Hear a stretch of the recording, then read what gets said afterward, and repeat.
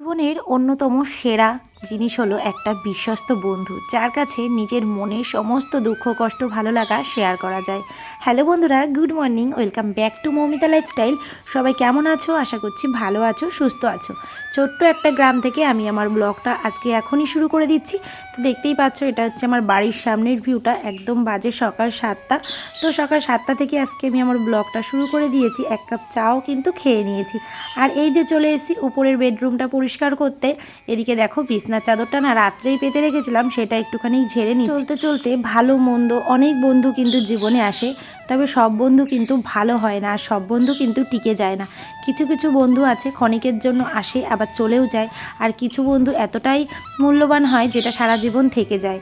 এরকম বন্ধু পাওয়া কিন্তু সত্যিই অনেক ভাগ্যের বিষয়। ইউটিউবে এসে যেমন আমি শিখেছি আমার নিজের বা পরের যেসব মানুষজন আছে তারা কতটা আমার নিজের বা কতটা আমার পরের। যত আত্মীয় স্বজন ছিল বা নিজের যারা যারা ছিল তারা কিন্তু এই ইউটিউবে ভিডিও করা নিয়ে না অনেকেই অনেক রকম প্রশ্ন করেছে, অনেকে অনেক রকম ভাবনা চিন্তা করে। অনেকেই তো ভাবে আমি অনেক অনেক টাকা ইনকাম করি, সেই জন্য অনেকে কথাও বলে না। তো এরকম তো হতেই থাকে, আর তারা ভাবে যে একটা লাইক করলে বা একটু ভিডিও দেখলেই আমার অনেক কিছু হয়ে যাবে। সেই জন্য অনেকেই আছে হিংসার জন্য আর ভিডিওটা দেখে না। এটা বুঝেও কিন্তু কিছু করার নেই, কারণ আমরা তো আর ওরকম ধরনের নই। আমরা সবার সাথেই মিশে চলতে ভালোবাসি, সেই জন্য সবার সাথেই হাসি মুখে মিলিয়ে চলি। তো দেখো, এই যে বাড়িতে বেশ কিছু কুমড়ো ফুল হয়েছিল, আর এই গাছটায় না ভেবেছিলাম কুমড়ো হবে, কিন্তু কুমড়ো আর হয়নি। রোজ দিন কুমড়োর ফুল হয় অনেক, তো রোজই কুমড়োর ফুল তোলা হয়। দেখো আজকেও বেশ কয়েকটা তুলে ফেলেছি, আর এখনও বাকি আছে, গাছে অনেকগুলো নিয়ে আছে। তো আজকে কুমড়ো ফুলের বড়া করব। সকালবেলাতে আজকে তেমনভাবে কিছু রান্নাবান্না করিনি। ওদিকে তোমাদের দাদাভাই বাজার নিয়ে এসছে, আর তার সাথেই নিয়ে এসছে এই যে সকালের জন্য একটু টিফিন। আজকে নিয়েছে মধুর কচুরি। মধুর দোকানের কচুরি আর এই তরকারিটা এতটাই ভালো লাগে খেতে, সকালের কিন্তু ব্রেকফাস্টটা জাস্ট জমে যায়। সাথে যদি একটু স্যালাড থাকে তবে তো কোনো কথাই হবে না, কিন্তু ওই পার্সেল করার সময় স্যালাডটা অনেক সময় দিতে ভুলে যায়, সেই জন্য আর দেয় না। তো যাই হোক, দেখো এই যে সকাল সকালই সবাইকেই দিয়ে দেবো খেতে। ওদিকে তো ভাইও আছে, আর আজকে না অনেকটা তাড়াহুড়ো করে কাজগুলো করতে হবে। কেন বলো তো, বিকেল 4টের সময় আবার বেরোনোর আছে, কারণ ভাইকে নিয়ে যাব ডাক্তারের কাছে। তো এখানে যেই ওর রিপোর্টগুলো করা ছিল সেইগুলো নিয়ে ডাক্তারের কাছে আজকে নিয়ে যাব দেখানোর জন্য। তারপরে ভেবেছিলাম যে ওকে বাড়িতেও দিয়ে আসতে হবে, তো এদিকে যেহেতু আজকে রাত হয়ে যাবে সেজন্য আজ আর হবে না ওকে দিয়ে আসা বাড়িতে। তো ভেবেছি পরের দিনকেই আর কি ওকে বাড়িতে দিয়ে আসবো। ছেলেকে দিয়ে দিয়েছি খেতে, আর ভাইকে দিয়েছি মাত্র দুটোই কচুরি, কারণ এইসব খাওয়া তো বেশি ঠিক না, সেই জন্য। আর এদিকে দেখো, এই যে মেয়েকে খাইয়ে দিচ্ছি, মেয়ে আর আমি একসাথেই খেয়ে নেব। তারপরে এসেছিলাম একটু দোকানে, আর দোকান থেকে দেখলাম এই যে একটা ভ্যানে করে বেশ কিছু জিনিসপত্র যাচ্ছে। তো ওই কাকুকে আমি দাঁড় করালাম, দাঁড় করিয়ে বেশ কিছু জিনিস কিনেছি। আর আমি না এরকম টুকিটাকি জিনিস না সবসময় কিনতেই থাকি, সবগুলো না শেয়ার করা হয় না। এই করতে করতে অনেক জিনিস কেনা হয়ে গেছে। আর এই যে ছোটো ছোটো গ্লাসগুলো, এইগুলো ছিল প্লাস্টিকের। তো উনি বলছিল যে এটা পড়লেও তো ভাঙবে না, অনেক ভালো। তো আমি সেটা বলছিলাম যে ঠিক আছে, পরের দিনকে আবার নেওয়া যাবে, এটাই বলছিলাম। আর তাছাড়া অনেক জিনিসপত্র আমি নিয়েছি। ঠিক আছে, পরের দিন আবার আসবেন, তখন আবার নেব। চলে এলাম আবারও রান্নাঘরে। এই যে নিয়ে এসেছিলো মাছ, কাতলা মাছ। তো মাছটাকে ভালো করে ধুয়ে পরিষ্কার করে নেব। আর জানো তো, বেশ কিছুদিন হয়েছে আমার না ফ্রিজটা খারাপ হয়ে গেছে। তো ফ্রিজ যদি খারাপ থাকে বুঝতেই পারছো যে কত সমস্যা, কারণ মাছ রাখা নিয়ে ভীষণই প্রবলেম হচ্ছে। তো ওই জন্যে মাছ না বেশিরভাগ ভেজে রেখে দিতে হচ্ছে। অল্প অল্পই মাছ নিয়ে আসছে। অল্প বলতে দেখো, আমার মোটামুটি তো 6 থেকে 7 জন লোক থেকেই যায়। তো সেই জন্যই আর কি, এই যে একটা রুই বা একটা কাতলা নিয়ে আসলে এই দুদিনই হয়। যে মাছের তেল, এই তেলটা খেতে কিন্তু তোমাদের দাদাভাই ভীষণই ভালোবাসে, কারণ কি পেঁয়াজ লঙ্কা দিয়ে ভেজে দিলে ওরা খুবই ভালো খায়। আর এদিকে মাছটা আমি একটু কড়াভাবে ভেজে রেখে দিচ্ছি কালকের জন্য। আর কিছুটা মাছ রান্না করব কাঁচা, মানে কাঁচা বলতে যেই আমি ভাপা মতো করি, সেটা কিন্তু খেতে ভীষণই ভালো লাগে। আর আমার ছেলে মেয়েও ভীষণ ভালো খায়, একটু ঝাল ঝাল করেই করি। তো এদিকে মাছগুলো ভেজে নিয়েছি। আর এদিকে দেখো, এই যে যেটা বলেছিলাম যে কাঁচা যেই মাছের ভাপাটা করব সেটাও করে নিয়েছি। তো এদিকে রান্নাগুলোও আমার সমস্ত কিছু কিন্তু হয়ে গেছে। এর মধ্যে না তেমনভাবে কোনো শুকনো লঙ্কা বা লঙ্কার গুঁড়ো আমি দিইনি, এই জন্য দেখতেই পাচ্ছি এই যে কালারটা কিন্তু এরকম এসছে। তো কেমন লাগছে, কালারটা কেমন হয়েছে বা দেখতে কেমন লাগছে অবশ্যই কমেন্ট করে জানিও। তোমাদের প্রতিটা কমেন্ট কিন্তু আমার কাছে ভীষণই মূল্যবান। যখন কমেন্টগুলো পড়ি তখন কিন্তু ভীষণই ভালো লাগে। আর এই যে সকালবেলা যেই কুমড়ো ফুলগুলো তুলেছিলাম, ওই ওই কুমড়ো ফুলেরই বড়া বানাবো। আর এই যে আস্তে আস্তে করে কুমড়ো ফুলের বড়া বানালে কিন্তু বেশ ভালো লাগে, আর ওই ছোটো ছোটো করে কুচিয়ে করলে সেটা কিন্তু অতটা ভালো লাগে না। এইভাবে বড়া বানালে কিন্তু বেশ ভালো লাগে।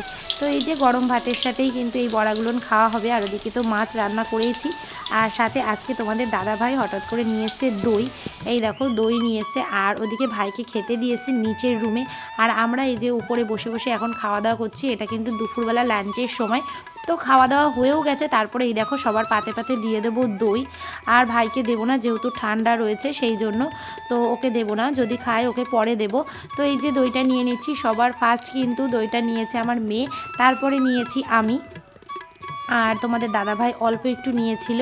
তো যাই হোক, এই যে খাওয়া দাওয়ার পরে কিন্তু আজকে রেস্ট নেওয়ার মতো তেমন আমার হাতে সময় থাকবে না, কারণ খাওয়া দাওয়া করতে করতেই বেজে গেছিলো 3টে। তারপরে রেডি হয়ে ভাইকে নিয়ে আবার বেরোনোর আছে, সেই জন্য ওই তাড়াহুড়ো করে আর কি দুপুরের খাওয়া দাওয়ার যে বাসনগুলো ওগুলো ধুয়ে নিয়েছি। ধুয়ে নিয়ে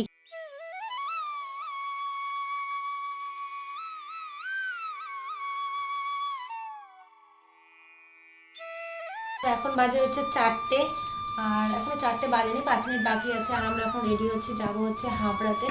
তো ভাইকে নিয়ে ডক্টর চেক আপ আছে, তো সেই জন্য। তো ওদিকে ভাইও রেডি হয়েছে, তোমাদের দাদা ভাইও রেডি হচ্ছে, আমরা 3জন মিলে বেরোবো। আর সায়নদীপ থাকবে বাড়িতে, আর শুভমিতাকে পাশের বাড়িতে দিয়ে যাবো। চলো চুলটা বেঁধে রেডি হয়ে। আর কোনো জায়গায় বেরোতে হলে এই একটাই আমার সমস্যা, যেহেতু দুটো ছেলে মেয়ে, কোথায় রেখে যাব ওদেরকে, এই একটা সমস্যা হয়ে যায়। ওই মেয়েকে পাশের বাড়িতে রেখে তারপরে বেরোতে হয়। আর এই দেখো আমাদের গ্রামে কত সুন্দর ধান হয়েছে, সবুজে সবুজ, দেখে কিন্তু সত্যি চোখটা জুড়িয়ে যায়, এতটা সুন্দর লাগে দেখতে। আর আমার না ওই বাইরে বেরোলেই যাই সব দেখা হয়, তাছাড়া না আমি না ঘরের থেকে তেমনভাবে বাইরে যে বেরিয়ে একটু এদিক ওদিক ঘুরবো সেটা আর আমার হয় না। আর এদিকে দেখো এই যে চলেও এসি হাবড়াতে, ডক্টর দেখানোও হয়ে গেছে। তো আমরা বাইরে দাঁড়িয়েছিলাম, কিছু মেডিসিন কেনার ছিল, সেই জন্য এই যে তোমাদের দাদাভাই গেছে মেডিসিন কিনতে। তারপরে দেখো এই যে ছট পুজো ছিল, তো সেই জন্যই আর কি রাস্তাতে এত আয়োজন। আর তারপরে এই যে আমরা চলে যাচ্ছি বাড়ির দিকে। আর যাওয়ার সময় না একটু ভেবেছিলাম রুটি তরকা কিনে নিয়ে যাব, আর যেহেতু এখনও রাত হয়নি, মানে ওই 6টার মতো বাজতে যায়।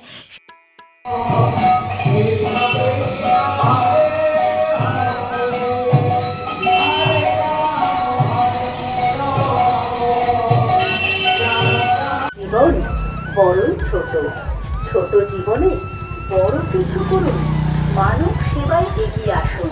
12ই নভেম্বর আমাদের স্বেচ্ছা রক্তদান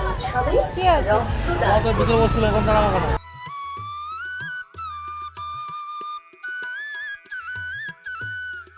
এই তরকা খেতে কিন্তু ভীষণই ভালো লাগে। তারপরে ছেলের ছিল বায়না যে রুমালি রুটি, ওদিকে মেয়ের বায়না হচ্ছে তন্দুরি রুটি।